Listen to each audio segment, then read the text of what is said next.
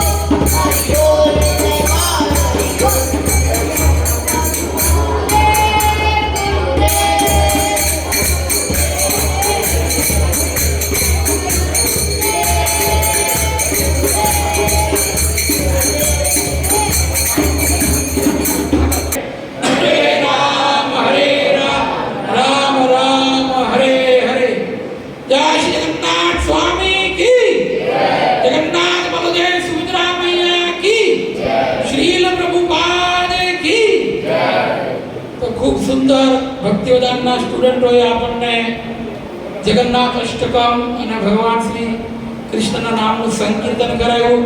તો આવો એકવાર મહામંત્રથી એમનું અભિવાદન કરીએ.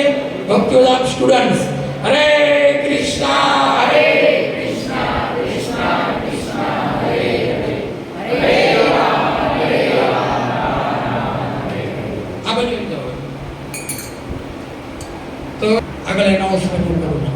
હરે કૃષ્ણજીની ટીમ તમારી સમક્ષ ઉપસ્થિત છે ભગવદ ગીતા અધ્યાય 2 ના ઉત્સવ લઈને.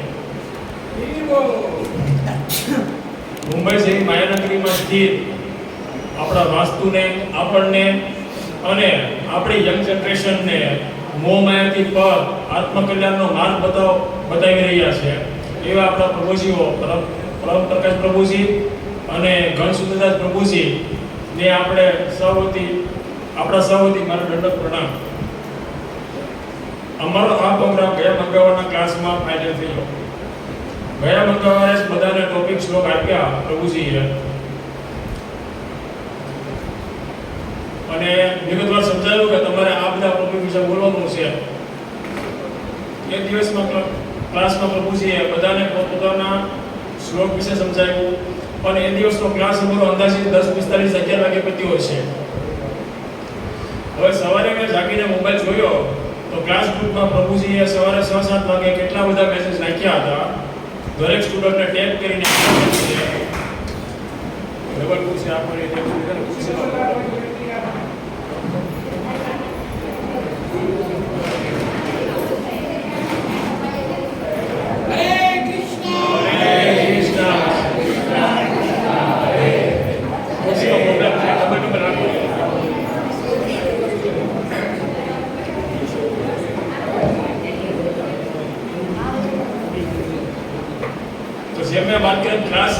મંગળવારનો ક્લાસ અમારો 10:30 11 વાગે પત્યો અને સવારે જ્યારે મેં જાગીને જોયું મોબાઈલમાં તો પ્રભુજીએ સવારે 6-7 વાગે કેટલા બધા મેસેજ નાખેલા હતા ગ્રુપમાં દરેક સ્ટુડન્ટને ટેગ કરીને કે તારો આ ટોપિક શેર છે તો આ બોલીએ, આ બધું બોલીએ એટલે વિગતવાર નાખ્યું હતું. અર્થાત પ્રભુજી 11 વાગ્યાનો ક્લાસ પત્યો પછી પણ આના વિશે અડધી રાત સુધી મહેનત કરી અને દરેક સ્ટુડન્ટને સમજાવ્યું. હવે પરોપકારનું આનાથી મોટું ઉદાહરણ વાસ્તુમાં ન ચડે. પરોપકાર જ આત્મકલ્યાણનું મુખ્ય સાધન છે અને એ આપણા બંને પ્રભુજીઓ સારી રીતે નિભાવે છે. હવે ઘનસુંદરદાસે ઘણા બધા સિટીમાં રાજ્યમાં કથા કરી અને મળતી માહિતી પ્રમાણે ટૂંક સમયમાં પ્રભુજી બિહારમાં કથા કરવા જઈ રહ્યા છે અને એ માટે બિહારી પણ શીખી રહ્યા છે એ વાત છે. અને ભવિષ્યમાં આપને પણ એની વાણીમાં બિહારી સત્તા જોવા મળશે.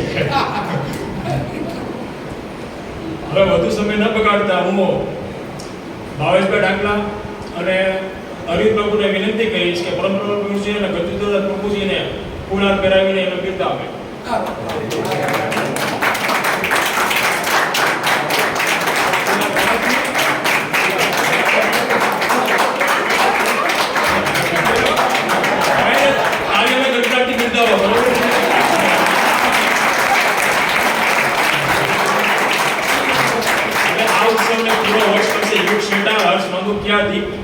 સાંકળા સૈયા અને દર્શ મારાણી એ વિગતવાર વારાફરતી વોચ કરશે. હવે યુક્ષણાને વિનંતી કરશું કે આગળ પ્રોગ્રામ વધારે. હરે કૃષ્ણ.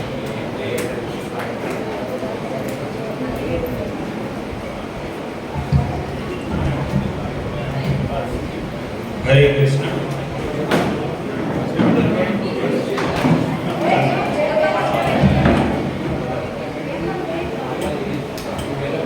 હરે કૃષ્ણ.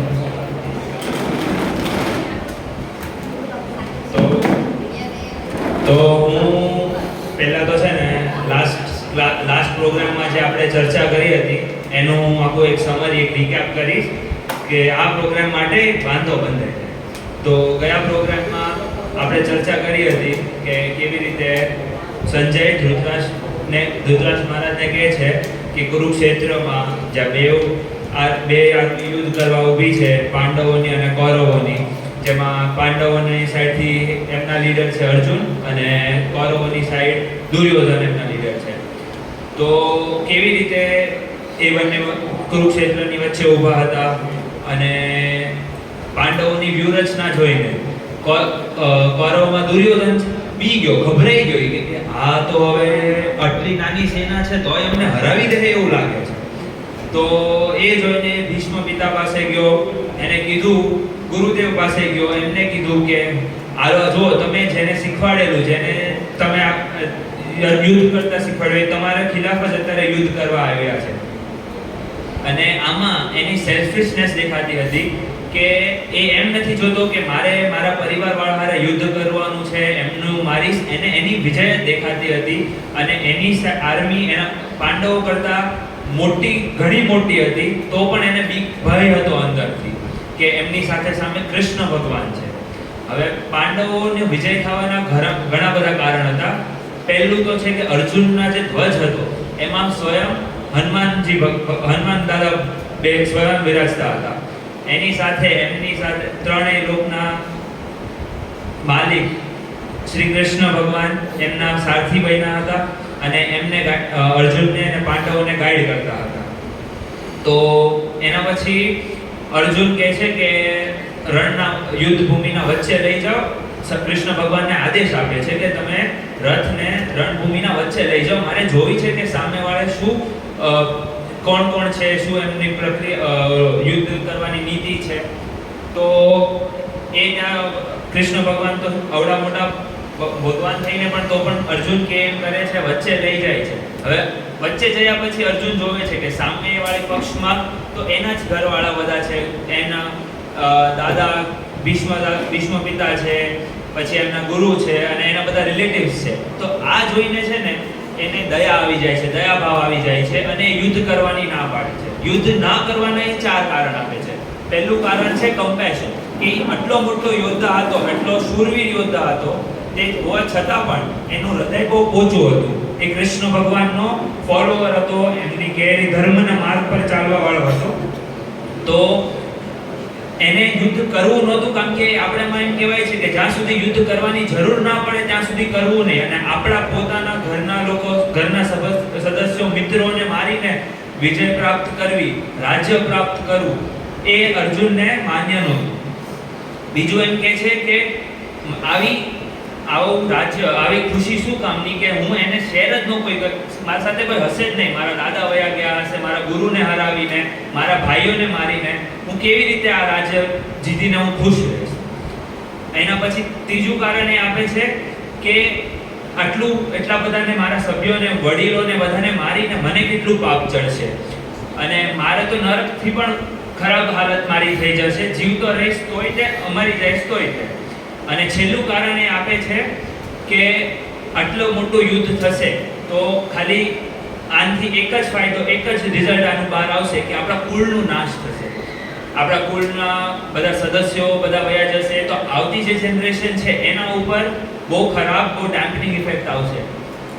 તો આ ચાર કારણે આપે છે. પણ આ ચારેય કારણ મટીરિયલિસ્ટિક, કે આ ભાવના મટીરિયલિસ્ટિક કારણો છે. અને જ્યારે અર્જુન હાવ ઢીલો પડી જાય છે તો ત્યારે એ લાસ્ટમાં કન્ફ્યુઝનમાં વયો જાય છે કે હવે મારે યુદ્ધ કરવું કે ન કરવું. કારણ કે અર્જુન વગર યુદ્ધ જીતાય એમ પાંડવોને હતું નહીં, કારણ કે એ તો એનો લીડર છે ને સૌથી સ્ટ્રોંગ એ જ હતો. તો એ એકદમ બી જાય છે, પડી જાય છે, એના મોઢા ઉપર આમ ગભરાણ આવી જાય છે અને ખબર નથી કે હવે મારે શું કરવું જોઈએ. તો ત્યારે એ છે ને શ્રી કૃષ્ણ ભગવાનને પૂછે છે કે હવે મારે આમાં શું કરવાનું, અને એ કૃષ્ણ ભગવાનને સરેન્ડર થાય છે. તો હવે અહીંયાથી આગળની જે સ્ટોરી છે એ આપણે આ પ્રોગ્રામમાં કવર કરીશું કે કૃષ્ણ ભગવાનને જ્યારે આ બધા સવાલો કરે છે ત્યાં કૃષ્ણ ભગવાન એને શું જવાબ આપે છે, અને જ્યારે અર્જુન કૃષ્ણ ભગવાનના શરણે થાય છે તો ત્યારે શ્રી કૃષ્ણ ભગવાન એને કેવી રીતે આપણને, અર્જુન દ્વારા આપણને શું મેસેજ મોકલવા માંગે છે. તો આપણે આજનો પ્રોગ્રામ આપણે શરૂ કરીશું.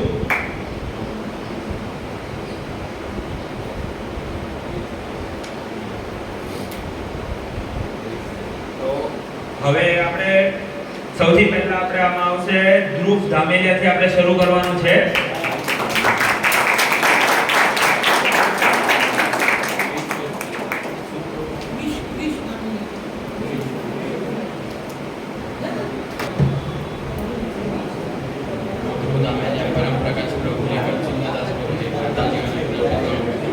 પ્રારંભ ઉપસ્થિત ફ્રેન્ડ્સને હરે કૃષ્ણ. તો મારો શ્લોક છે ફર્સ્ટ અધ્યાય 2 નો. સંજય ઉવાચ તમ તથા કૃપયા અવેષ્ટમ અશ્નુ પૂર્ણાપુલેક્ષણમ વિષિદાંતમેદમ વાક્યમ ઉવાચ મધુસૂદન. આ શ્લોક સંજયે કીધો છે ધૃતરાષ્ટ્રને. આ શ્લોકમાં એમ કે છે કરુણાથી ભરાયેલો આંસુ આવી ગયા હતા એની આંખમાં, ઇમોશનલ થઈ ગયો તો અર્જુન. ભગવાન શ્રી કૃષ્ણ એને જોવે છે અને એમ જોવે છે કે એ બહુ મોટી પ્રોબ્લેમમાં છે, એની હિંમત તૂટી ગઈ છે. આ સિચ્યુએશનમાં કૃષ્ણ ભગવાન સમજાય છે કે અહીંયા જે યુદ્ધ કરવા આવ્યો છે તો તું યુદ્ધ કર, ઇમોશનલ નહીં થા, દુઃખી નહીં થા. કોઈ પણ આવી આશા નહોતી રાખી કે અર્જુન ઇમોશનલ થઈ જાય. અને આનો આન્સર શ્રી કૃષ્ણ ભગવાન નેક્સ્ટ શ્લોકમાં દે છે, જે છે શ્રી ભગવાન ઉવાચ કુતસ્વ કસ્મલામિદં વિસ્મય સમુપસ્થિતં અનાર્યજસ્તમ સ્વર્ગ્યમ અકીર્તિકર્ણ અર્જુન. આ શ્લોક કૃષ્ણ ભગવાને કીધો છે અર્જુનને. આ શ્લોકમાં કૃષ્ણ ભગવાન કહે છે કે હે અર્જુન, તને આ સમય મોહ ક્યાંથી ના આવ્યો? કેમ કે યુદ્ધના ટાઈમ પર આવું કરવું તો ખરાબ કહેવાય. એના સામે દુશ્મન છે એના, અને અર્જુન તું મોહ કરે છે એના સામે, આ તો ખોટી વાત કહેવાય. કોઈ દુશ્મનના સામે કઈ રીતે મોહ કરી શકે છે? અર્જુનને કર્મ કરવાનું કીધું છે, તો અર્જુનનું કર્મ છે કે એને યુદ્ધ કરવાનું છે, તો એને યુદ્ધ જ કરવાનું છે. આવી બેસી નથી જવાનું, ઇમોશનલ થઈ ગયું તો એ તો ખોટું કહેવાય. કૃષ્ણ ભગવાન એમ કહે છે કે અગર તું યુદ્ધ કરીશ તો તને હાયર પ્લેનેટ પ્રાપ્ત થશે, અને તું યુદ્ધ નહીં કરીશ તો તને લોઅર પ્લેનેટ પ્રાપ્ત થશે. આમાં અર્જુનની સિચ્યુએશન એવી હતી કે આપણે લાસ્ટ ટાઈમ સાંભળેલું કે બધા શત્રુને જોયેલા હતા કે એમાં ગુરુ દ્રોણ હતો, એમાં બધા ફેમિલી મેમ્બર હતા, બધા ભાઈઓ હતા, ફેમિલી મેમ્બર્સ હતા, તો એ ઇમોશનલ થઈ ગયો. તો એને એનું હાથમાંથી ગાંડિયું છૂટી ગયું. તો કૃષ્ણ ભગવાન હજી આગળ બોલે છે એના નેક્સ્ટ શ્લોકમાં ક્લેબ્યમસ્માક પાર્થ અને તે ઉપજ્યતે શ્રોતમ વેદ્યા દૌર્બલ્યમ તત્વદુષ્ટ પરંતપ. આ શ્લોકમાં કૃષ્ણ ભગવાન એમ કહે છે કે આ નપુંસકતા તું પ્રાપ્ત ન કર. આ નપુંસકતાનો મતલબ છે કે યુદ્ધ ન કરો, ઇમોશનલ થઈ જાઓ. અને શ્રોત્રમનો મિનિંગ છે કે થર્ડ ક્લાસ વિચાર.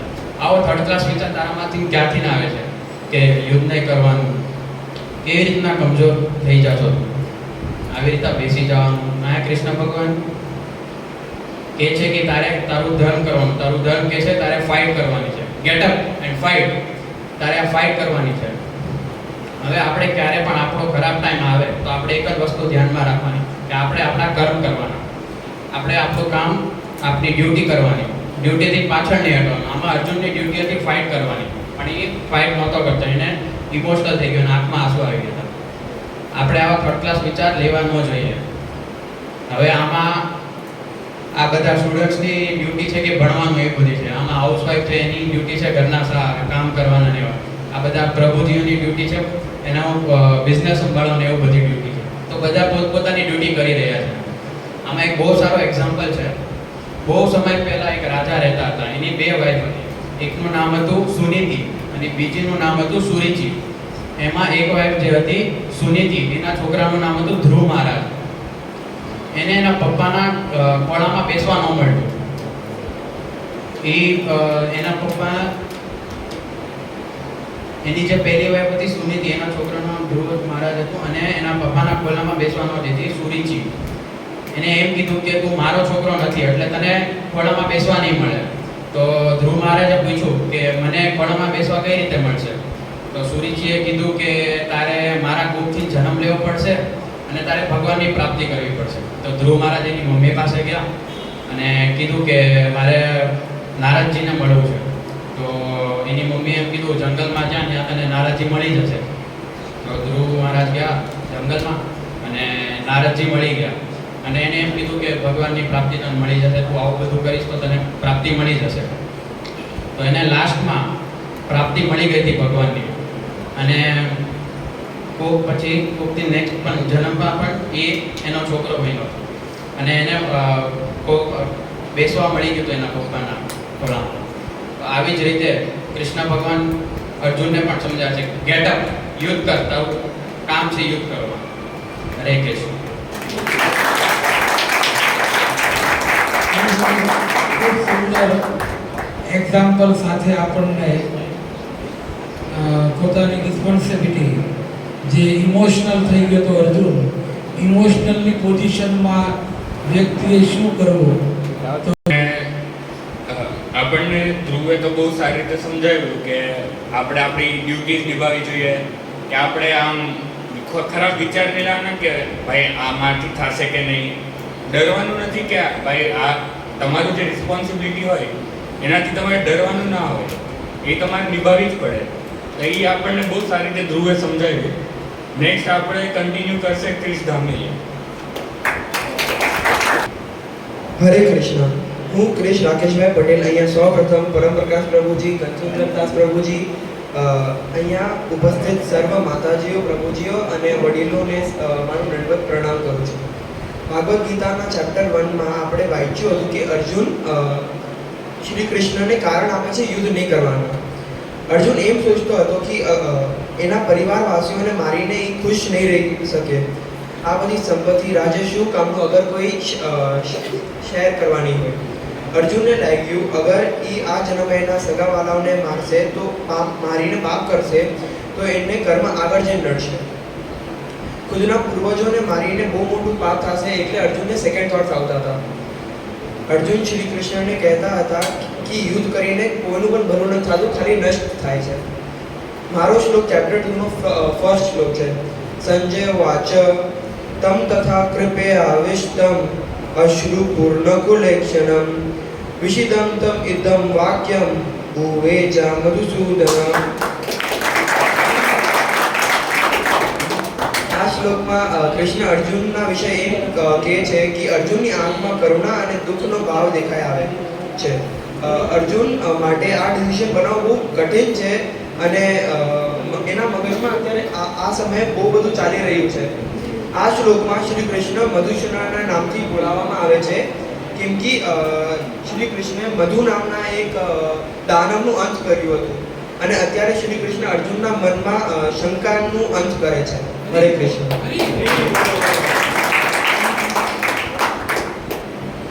તો આપણે જોયું કે ક્રિશ આપણને સમજાવ્યું સારી રીતે, બહુ બધા શ્લોક પણ બહુ સારી રીતે બોલ્યો. હવે નેક્સ્ટ છે ભીલ ડાભી. એ આપણે એમ તો કહીએ કે ભગવાન કૃષ્ણ ભગવાન, આ ભગવાન જગન્નાથ ભગવાન, પણ પછી ભગવાનની ડેફિનેશન શું છે એ આપણને હિમ સમજાવશે.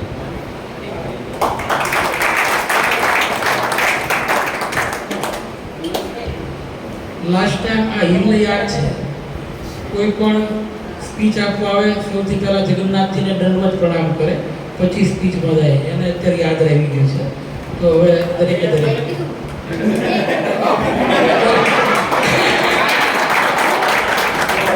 દર્શિતે કીધું છે તો આ ભક્તિવદાનનો student. So thank you very much Darshit. તે બધાને ફોલો આપી દીધું, બધાને રિમાઇન્ડર આપી દીધું. Thank you. મારું નામ ડાબી છે અને અહીંયા ઉપસ્થિત બધા પ્રભુજીઓ અને માતાજીઓને મારું હરે કૃષ્ણ. આજે હું ભગવાનનું ડેફિનેશન આપવાનો છું જે પરાશર મુનિજીને કીધું છે, જે વ્યાસદેવના પિતા હતા. તો પરાશર મુનિ એમ કહે છે, ઐશ્વર્યસ્ય સમગ્રસ્ય વીરસ્ય યશસ્ય જ્ઞાન વૈરાગ્યશ્ચૈવ શાણા ભવ ઇતિ ગણા. તો આ શ્લોકનો મિનિંગ આ પ્રકાર છે: જેની પાસે સંપૂર્ણ બલ, યશ, શ્રી, જ્ઞાન, સૌંદર્ય અને સંપૂર્ણ વૈરાગ્ય હોય એને ભગવાન કહેવામાં આવે છે. તો આપણે એક્ઝામ્પલમાં જોઈએ તો સંપૂર્ણ બલ, તો એનું એક્ઝામ્પલ છે જ્યાં કૃષ્ણ ભગવાને એના ટચલી આંગળીથી આખું ગોવર્ધન પર્વત ઉપાડ્યું હતું.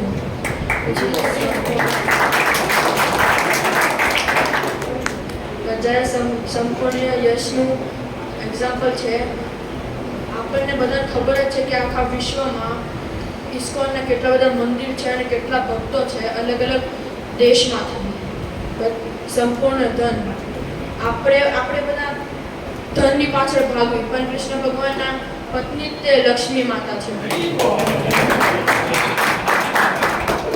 પછી સંપૂર્ણ જ્ઞાન, ભગવદ્ ગીતામાં પહેલાથી જ તે ભવિષ્યનું પ્રિડિક્ટ કરેલું છે અને આ બધું કૃષ્ણ ભગવાને પહેલાથી જ કીધું છે કે આપણા ફ્યુચરમાં શું શું થશે અને શું શું આપણને ભોગવવું પડશે.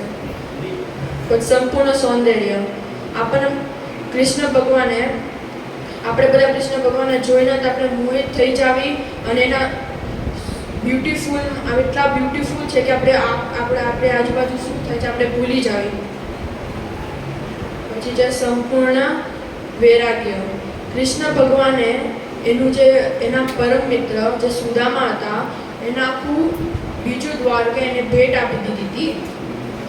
પછી એનું બીજું એક્ઝામ્પલ છે જ્યારે મહાભારત યુદ્ધમાં અર્જુને કૃષ્ણ ભગવાનની હેલ્પથી આખી મહાભારત જીતી હતી. એના અંતમાં કૃષ્ણ ભગવાને એનું આખું જેટલું બી ક્રેડિટ હતું એ બધું અર્જુનને આપી દીધું હતું. હરે કૃષ્ણ.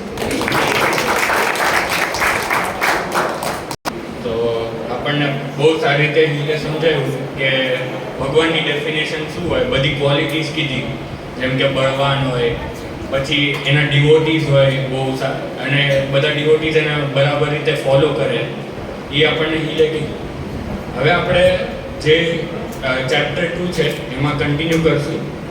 તો હવે આગળનો પાર્ટ આપણને પ્રીત કહેશે, પ્રીત સાકરિયા. તો એ કહેશે કે જે અર્જુન હતો, જે હિચકિચાતો હતો કે મારા ગુરુને કઈ રીતે મારવા, તો એ આર્ગ્યુમેન્ટ કરવા માંડે છે. તો એના રિલેટેડ એ કહેશે.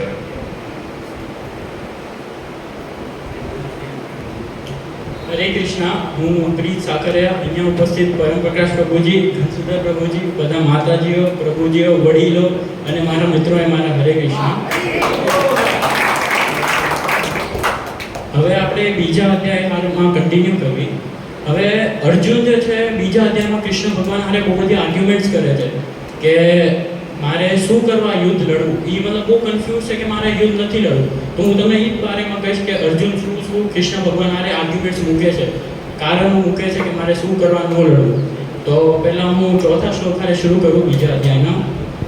અર્જુન ઉવાચ કથમ ભીષ્મમ અહમ સંખ્યે દ્રોણમ ચ મધુસૂદન ઈશુભી પ્રતિયોજ્યામિ પૂજાર્વ અરિસૂદન. હવે આ શ્લોકમાં અર્જુન જે છે એ ભગવાનને એમ કહે છે કે ભીષ્મ પિતામહ તથા ગુરુ દ્રોણાચાર્ય જેવા જે લોક છે એ સદૈવ પૂજનીય હોય છે. તો એવા લોકો અગર ક્યારે તમને કાંઈક આક્રમણ કરે યા તમારા હારે કોઈ વસ્તુ કઠોર વ્યવહાર કરે તો બી આપણે એના સામે પ્રતિ આક્રમણ યા કઠોર વ્યવહાર ક્રોધી કરે નહીં. તો હવે આવા પૂજનીય લોકો સામે મારે યુદ્ધ કઈ રીતે લડવું. હવે અર્જુન કૃષ્ણ ભગવાનને એમ કહે છે કે અગર તમે મારા જગ્યાએ હોત તો તમે શું તમારા પિતામાં ઉગ્રસેન યા તમારા ગુરુ સંદીપની મુનિને આક્રમણ કરે જ ક્યારે. તો પછી અર્જુન બીજા શ્લોકમાં આપણે જ આવી. फिर 5वां श्लोक में गुरुन् हत्वा हि महानुभाव श्रेयो भोक्तुं भैषमपि हलोके हत्वार्थ कामं स्तु गुरूनिहेव भुञ्ज्या भोगान् रुधिर प्रदिग्धान्. હવે આ શ્લોકમાં એમ કહે છે કે દુર્યોધનના આર્થિક સહાયતાના કારણે ભીષ્મ પિતામહ ગુરુ દ્રોણાચાર્યની આ ફરજ પડતી હતી કે એ લોકો દુર્યોધનના પક્ષથી લડે. હવે માત્ર એ લોકોના આર્થિક સહાયતાના કારણે એ લોકોનું દુર્યોધનના પક્ષથી લડવું વ્યાજબી તો નહોતું. એના લીધે એ લોકોએ એના ગુરુની આદરણીયતા ખોઈ દીધી હતી. પરંતુ અર્જુનના વિચાર અલગ હતા. અર્જુન એમ કહેતો હતો કે એ છે તો મારા ગુરુ જ છે ને, એટલે મને એ લોકોને મારીને આ યુદ્ધનું ભૌતિકતા ભોગવવું એના કરતાં મારે ભિક્ષા માંગીને જીવન જીવવું મને વધારે ઉચિત લાગશે.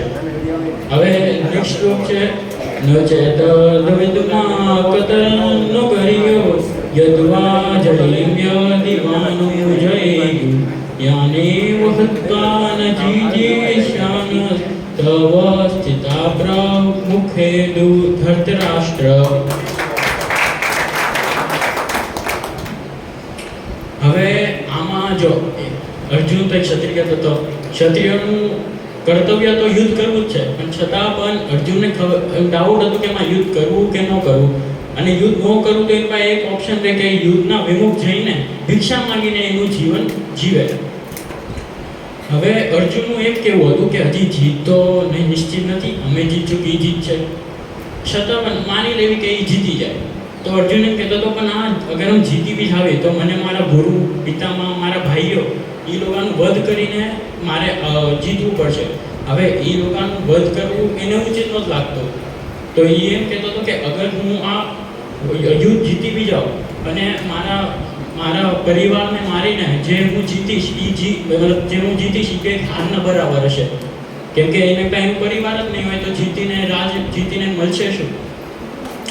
હવે આવતા શ્લોકમાં એવું આવશે કે અર્જુન જે છે કૃષ્ણ ભગવાનના શરણાગત થઈ જશે, સરેન્ડર થઈ જશે, એને ગુરુ બનાવી લેશે તાકી, અને પછી કહેશે કે કૃષ્ણ ભગવાન હવે તમે જ મને કહો કે મારા માટે શું ઉચિત છે, મારે યુદ્ધ કરવું કે ન કરવું. હવે આ બધીથી હવે આપણે અર્જુનના કેરેક્ટરની વાત કરીએ તો અર્જુને આમ જે બધી વસ્તુ કીધી આનાથી આપણને અર્જુનના બારેમાં શું ખબર પડે કે અર્જુન માત્ર કૃષ્ણ ભગવાનનો એક મહાન ભક્ત નહોતો, પણ એના ઇન્દ્રિયો પર બી પૂરો કંટ્રોલ હતો. અર્જુન એ બહુ રોયલ ફેમિલીથી નહોતો હતો, આરા પરિવારથી નહોતો, તો બી એને હું કીધું ભિક્ષા માંગી દઈશ. એને ભિક્ષા માંગવામાં બી શરમ નહોતી, પણ એને એનો પરિવાર જોતો હતો હંમેશા સાથે. હવે અર્જુનનું એના ઇન્દ્રિયો પર કંટ્રોલ હતું, એટલે એની પાસે જ્ઞાન બહુ બધું હતું, જ્ઞાન હતું, ભક્તિ કરતો હતો, એટલે મોક્ષ પ્રાપ્ત કરવા માટે બી અર્જુન યોગ્ય હતો. તો અર્જુનની વાત કરીએ તો અર્જુન શૂરવીર હતો, બુદ્ધિશાળી હતો, ધર્મપ્રિય હતો. એને ખબર હતી કે આ જે યુદ્ધ છે એ ક્યાં ખતમ થશે, એના કેટલા પરિવારોની હત્યા કરવી પડશે, ત્યાં જ એની યુદ્ધ જીત છે. બીજી બાજુ દુર્યોધન બી શૂરવીર હતો, અને એ આ ગતિ પ્રાપ્ત કરવાનું એટલો ગાંડો થઈ ગયો હતો કે એને દેખાતું નહોતું કે યુદ્ધ કરવાથી શું શું પરિણામ હોઈ શકે છે. હવે આપણને બધાને ખબર જ છે કે હંમેશા ધર્મનો અને સત્યનો વિજય થાય છે. હવે દુર્યોધનની વાત કરવી તો દુર્યોધન તો અધર્મના માર્ગ પર હતો, અને જેમ મેં તમને કીધું કે અર્જુન કૃષ્ણ ભગવાનને શરણાગત થયો, દુર્યોધન કોઈને શરણાગત બી ન થયો, એટલે દુર્યોધનના કારણે કૌરવોનું વિનાશ થયો. તો આજે મેં તમને એની આર્ગ્યુમેન્ટ્સ કીધી, એનું શરણાગત, આથી આપણને શું શીખ મળે છે કે આપણે લાઈફમાં જેમ અર્જુને કૃષ્ણ ભગવાનને શરણાગત થયો તો એની પાસે ત્યારે કૃષ્ણ ભગવાન ઉપસ્થિત હતા, આપણી પાસે અત્યારે એમ છે ભગવાન, આપણી વાર્તાલાપ ન કરીએ એની સામે, તો આપણે ભગવાન હારે ન કરીએ, પણ ભગવાનને એવા ભક્તો છે તો આપણે એ રોગા હારે વાર્તાલાપ કરીએ. તો જેમ અર્જુન એ ભગવાને જેમ અર્જુનને જેમ અર્જુનને કૃષ્ણ ભગવાનને શરણાગત થયો, એમ આપણે કૃષ્ણ ભગવાનના ભક્તો જે આપણી પાસે અવેલેબલ છે એ લોકોને શરણાગત થવું, એ લોકોથી રાય લેવી, એ લોકોથી આપણે આપણા કન્ફ્યુઝન ક્લિયર કરવા, તો આપણને બી આપણા લાઈફમાં વિજય મળશે. હરે કૃષ્ણ.